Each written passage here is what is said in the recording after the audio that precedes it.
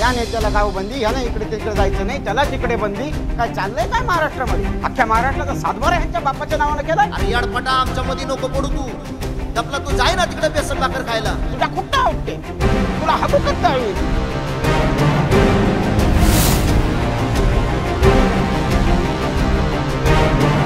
आणि या गोळीबाराचा आदेश कोणी दिला ही देशाला कळलंच पाहिजे. त्या बाळाला कोणीतरी सांगा रे, माझ्या नको नादी लागू म्हणा.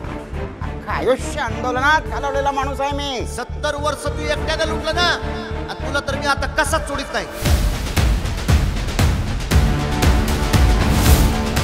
तुझी निस्ती केस पांढरी होऊन काय उपयोग रे तुझा? नुसतं एका समाजाविषयी आकस.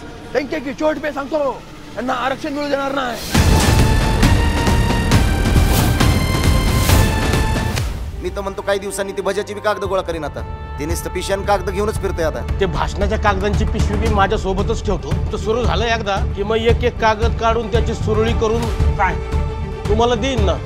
पण आता मराठ्यांना आरक्षणापासून कोणीच दूर ठेवू शकत नाही. मी बी आरक्षण घेतल्याशिवाय कसाच मागे हटत आहे. होऊन जाऊ दे आता. काही ब्रह्मदेव जरी आला तरी यांचं मागासले पण सिद्ध करू शकत नाही. एक तर मराठ्यांच्या आरक्षणाची विजय यात्रा निघत नाही तर माझी अंत्ययात्रा निघत. जिथे जिथे ते लोक सभा घेतील आपण तिथेच घ्यायची त्याला प्रत्युत्तर म्हणून. आमचा तुम्हाला विरोध नाही, तुम्ही बी आम्हाला विरोध करू नका, नाहीतर कुठं उपटीत असतो मी.